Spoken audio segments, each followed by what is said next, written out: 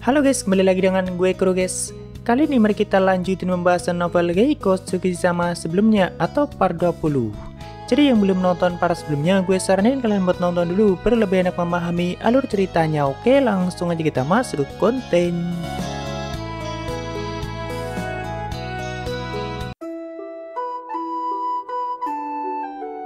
Jadi sebelumnya, Ark sudah bertarung melawan salah satu Raja Naga terkuat yaitu Valvevisrote, walaupun mereka belum mengeluarkan kekuatan penuh dalam pertarungan itu.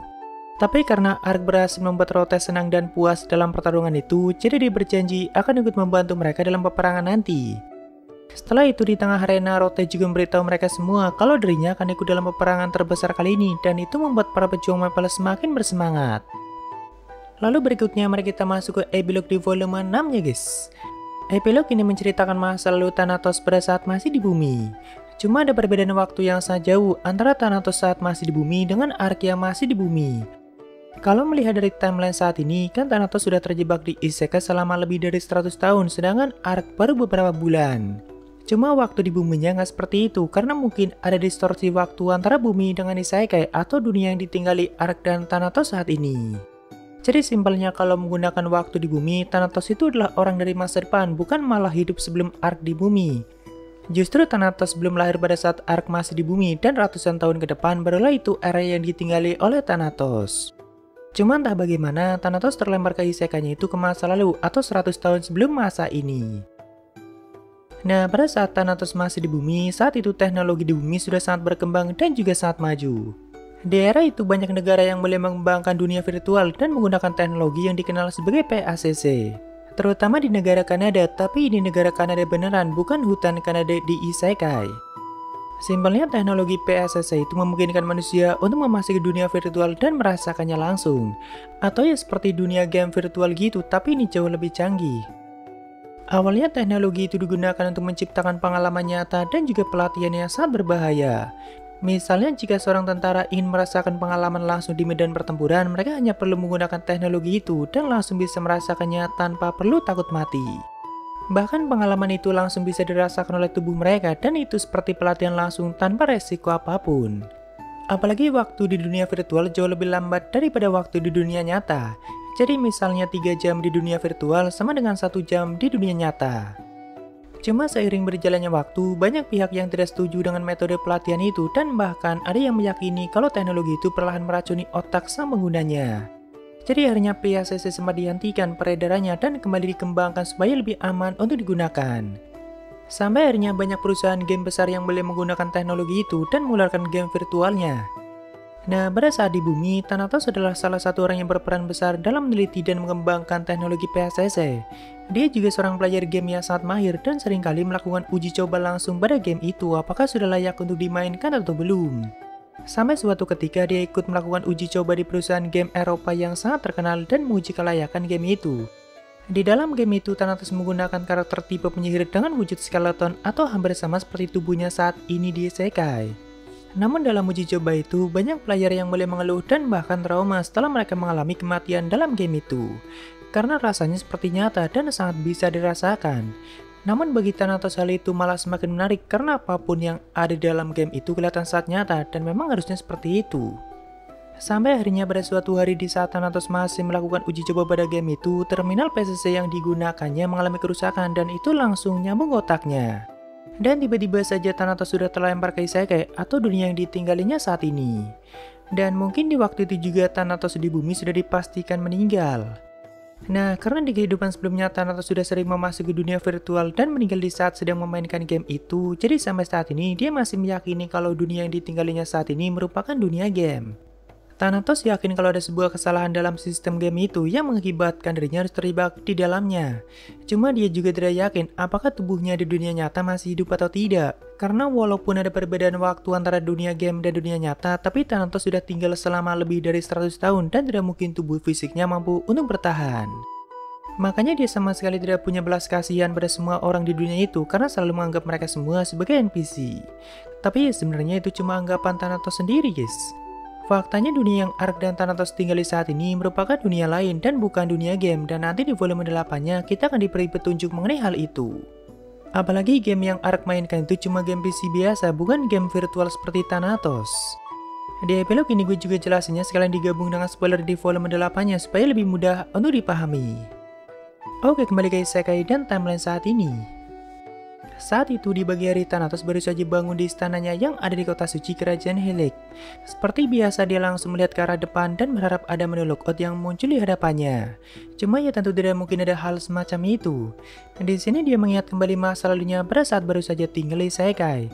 Dulunya untuk menghilangkan kebosanannya, Thanatos sempat menciptakan kota yang sangat indah dan sangat nyaman untuk ditinggali.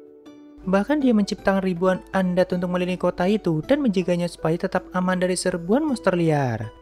Cuma seiring berjalannya waktu, para undead penjaga itu malah mulai memakan dan menyerang warga kota dan itu semakin menambah jumlah mereka. Sampai akhirnya kota itu pun hancur sedangkan pasukan undead Thanatos jumlahnya semakin banyak.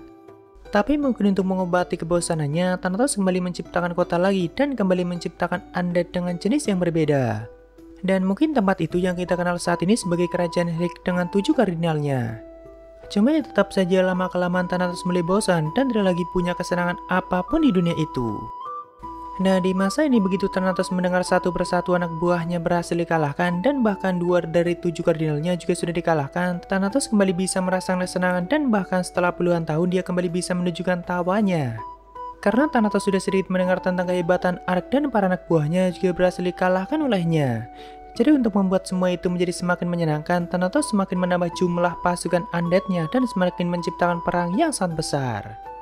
Cuma di sini Thanatos masih mengira kalau Ark itu bagian dari player yang dikirim oleh perusahaan game untuk mengatasi bug dan sebagainya. Yaitu epilog di volume 7-nya dan mari kita masuk ke prolog di volume 8-nya guys. Sebelumnya kan Chungmei mengatakan kalau Goemon sedang menjalankan misi di dekat kerajaan Dilfren bersama 2 anggota klan Jishin lainnya. Nah, saat itu mereka sedang melintasi ladang gandum di luar benteng ibu kota Dilfren. Namun semakin mendekati ibu kota, mereka semakin mencium bau yang sangat mengerikan atau mungkin lebih tepatnya bau mayat yang sudah terbakar. Mereka pun memutuskan untuk mengeceknya dan ternyata setelah cukup dekat mereka melihat pemandangan yang sangat mengerikan. Ibu kota itu sudah sepenuhnya dihancurkan oleh pasukan undead dan jumlah mereka juga sangat banyak. Lalu di tengah banyaknya kerumunan undead itu, Goemon melihat ada anak kecil yang sepertinya masih hidup. Cuma setelah diperhatikan lagi, ternyata itu bukan anak kecil biasa dan cuma wujudnya saja yang menyerupai anak kecil. Malahan seperti dialah yang sedang mendirikan pasukan undead itu. Anak itu juga langsung sadar kalau dirinya sedang diperhatikan dari jarak jauh dan di sini Goemon dan anak kecil itu saling menatap satu sama lain. Lalu tak lama kemudian dia langsung berlari ke arah Goemon dengan sangat cepat diikuti oleh pasukan undeadnya yang lain. Goemon yang melihat itu meminta kedua temannya untuk kembali ke titik pertemuan dan setelah anak itu cukup dekat, Goemon juga langsung berlari meninggalkannya dan hanya memberikan tatapan tajam padanya dari kejauhan. Tentu anak itu tidak mungkin mampu mengejar kecepatan Goemon dan 2 anggota klan Jishin lainnya dan memutuskan untuk kembali ke ibu kota Dilfren. Nah, sebenarnya anak ini adalah salah satu dari 7 kardinal yaitu Tismogola Temprantia dan tentunya juga seorang monster yang cukup mengerikan. Dia adalah sang penguasa dosa kerasukan dan juga menjadi anggota termuda tapi dikatakan menjadi yang terkuat di antara 7 lainnya. Begitu Tismo kembali ke tengah kota, saat itu sudah ada Thanatos yang sedang membangkitkan pasukan undead lebih banyak menggunakan semua mayat di kota itu. Tentu Tismo langsung menunduk dan saat meminta maaf pada tuannya karena tidak berhasil mengejar 3 beastmen yang sempat mengawasinya dan terpaksa membiarkan mereka lolos. Tapi Thanatos bilang itu tidak masalah dan jangan khawatir jika mereka memberitahu kerajaan manusia lainnya mengenai situasi di kerajaan Dilfren. Apalagi kerajaan Dilfren tidak punya hubungan apapun dengan ras beastmen dan justru mereka saling bermusuhan. Begitulah yang dipikirkan Thanatos dan di sini dia kembali melanjutkan sihir gelapnya untuk membangkitkan pasukan undeadnya dengan jumlah yang lebih banyak. Lalu berikutnya mari kita kembali ke hutan Kanada dan masih melanjutkan cerita sebelumnya guys. Setelah terbaring cukup lama setelah menerima hantaman keras dari Rote sebelumnya, di sini Ark mulai berdiri dan kembali mendekatinya. Lalu sambil melihat pedang mistik Ark, Rote bilang kalau serangan terakhirmu sebelumnya sangat bagus walaupun kau masih menahan diri bukan? Ark pun menjawab dengan kata-kata yang sama kalau Rote juga masih menahan diri dalam pertarungan itu. Lalu Rote mengatakan jika kita bertarung serius, mungkin semua bangunan di kota ini hanya tinggal reruntuhan. Namun setidaknya kita punya kesempatan untuk menunjukkan wajah elfmu di depan semua orang. Dan itulah salah satu tujuan Rote walaupun tetap saja Ark berpikir kalau Rote sangat menyukai pertarungan dan itulah tujuan utamanya. Tak lama kemudian Dylan, Ariane, Evin, Vangas, dan Monta mulai masuk ke tengah arena dan mendekati mereka berdua. Di sini Ariane sempat menanyakan keadaan Rote apakah baik-baik saja Karena sebelumnya pedang Ark sempat menembus perutnya dan itu kelihatan sangat parah. Tapi Rote bilang tidak ada yang perlu dikhawatirkan dan luka seperti itu tidak ada artinya bagi kami. Sebelum pergi meninggalkan kota Maple, Rote sempat akan meminta Ark dan Aryani untuk menyampaikan pesan pada seseorang. Tapi entah kenapa tidak jadi dan sepertinya Rote sendiri akan langsung menemui orang itu. Jadi sebenarnya Rote berniat meminta Ark untuk menyampaikan pesan pada Vili dan mengajaknya untuk ikut dalam peperangan nanti. Cuma mungkin bagi Rote lebih baik menemuinya langsung sekalian menuju kerajaan Ozan dan pastinya itu akan menjadi kejutan yang sangat besar bagi Vili.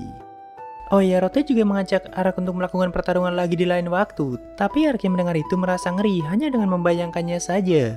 Soalnya di pertarungan sebelumnya saja, Ark sampai merinding setelah merasakan kekuatan Rote secara langsung dan itu sangat jauh berbeda dengan kekuatan Raja Naga Vili. Ya, setelah itu Rote kembali terbang dan meninggalkan mereka dan nantinya kembali bertemu di kerajaan Ozan. Sedangkan Ark, Dylan, dan Aryani kembali menemui para tetua dan membicarakan rencana untuk keberangkatan besok. Cuma untuk hari itu Ark diminta untuk istirahat karena pastinya dia sangat lelah setelah bertarung melawan Rote dan besoknya dia akan sangat disibukkan. Namun di sini tetua Brian sempat memuji kehebatan Ark dan mengatakan kalau aku tidak melihatnya langsung mungkin aku tidak akan percaya kalau ada orang yang mampu memberikan perlawanan seperti itu pada Tua Naga. Lalu di sini Vangus juga sedang kegirangan dan tidak sabar untuk turun langsung dalam peperangan nanti. Bahkan dia sempat mengajak Ark untuk latih tanding suatu hari nanti. Nah, Evan yang mendengar kalau Vangus akan ikut dalam peperangan mulai protes karena Evan sendiri tidak diikut sertakan. Bagi Evan itu sangat curang karena Vangus kan salah satu tetua masa turun langsung dalam peperangan sedangkan Evan yang merupakan pejuang Maple malah tidak diajak. Vangus beralasan kalau di peperangan ini banyak sekali pejuang Maple yang dikirim dan pastinya penjagaan di kota Maple jadi sangat berkurang. Makanya Evan yang merupakan salah satu pejuang terkuat harus tetap tinggal dan menjaga kota Maple. Tapi ya sebenarnya itu cuma alasan Vangus saja supaya dirinya bisa ikut dalam peperangan nanti.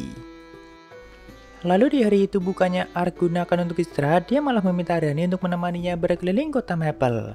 Karena memang masih banyak hal yang ingin Ark lihat mengenai keindahan kota itu. Cuma Aryani bilang jika kau ingin melihat semuanya maka waktu 1 hari saja tidak akan cukup.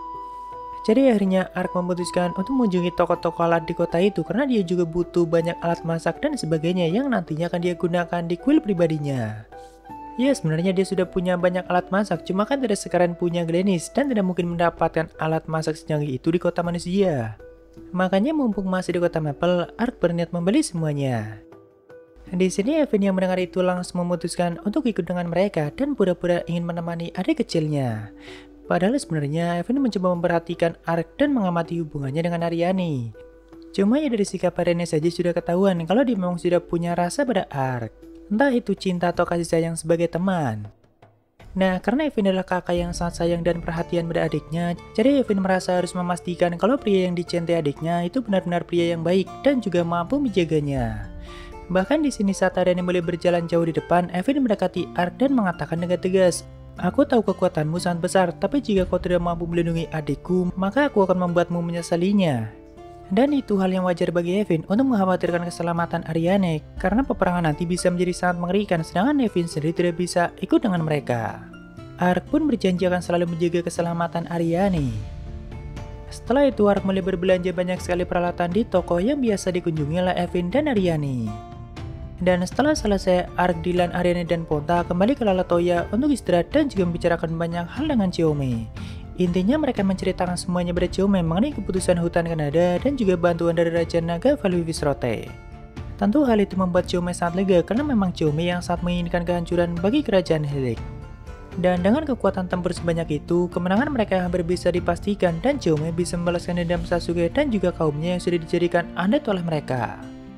Di sini Ark sempat berpikir, apakah ini salah satu alasan kenapa aku dikirim ke dunia ini? Karena jika bukan karena Ark, mungkin segalanya tidak akan selancar saat ini dan bisa jadi penyerangan undead menjadi masalah yang tidak mungkin untuk diatasi. Atau mereka keburu menguasai semua kerajaan manusia dan belum tentu hutan Kanada sanggup mengatasinya.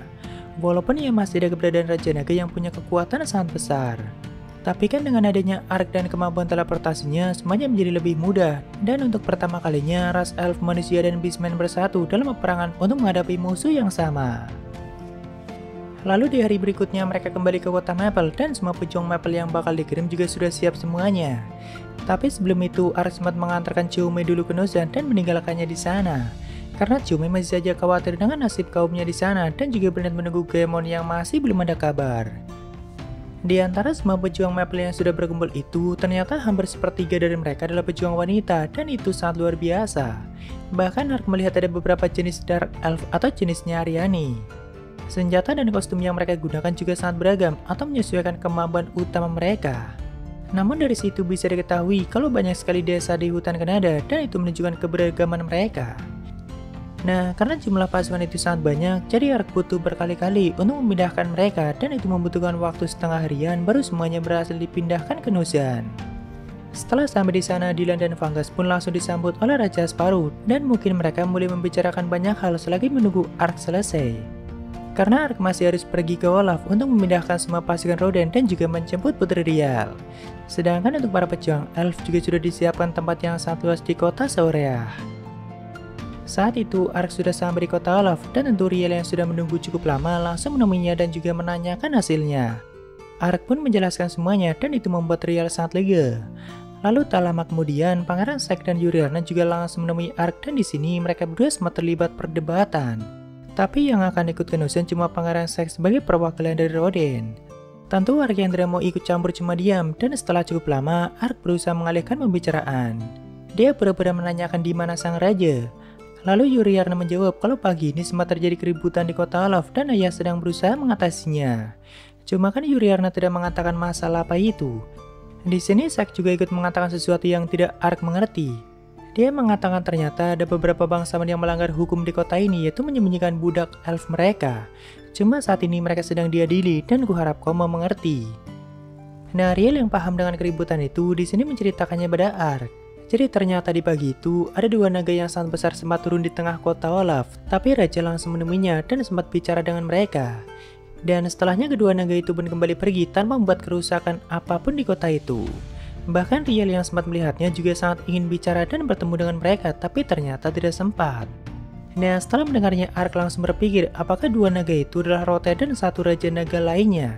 Cuma untuk apa mereka mampir ke kota Olaf dan kenapa tidak langsung menuju ke kerajaan Nozan? Hal itulah yang masih belum dimengerti oleh Ark dan juga Riani. Jadi sebenarnya dua naga itu memang Rote dan satunya lagi adalah Vili.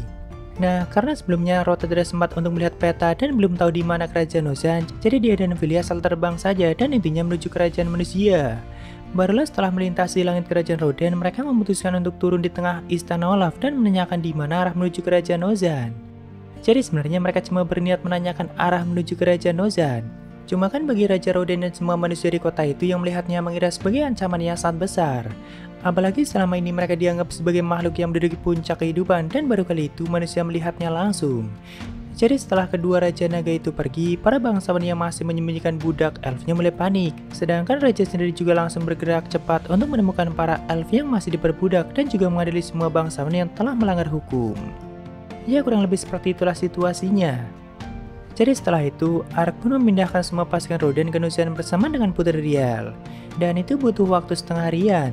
Barulah di malam harinya, Ark bisa istirahat sementara dan bersiap memulai peperangan terbesar di esok harinya. Tapi kita lanjutkan di part selanjutnya guys. Yo, ada Sabria dari Soko, nggak pernah bosan sama cerita lu Min. Mungkin maksudnya cerita yang gue bawain. Ya syukurlah kalau lu bisa menikmatinya dan thank you buat sabarannya Soko. Ya mungkin segitu aja untuk pembahasan kali ini. Jika ada kesalahan gue minta maaf atau kalian bisa koreksi aja di bawah. Thank you, nama bersama ketemu di video lainnya. Salam kuru guys.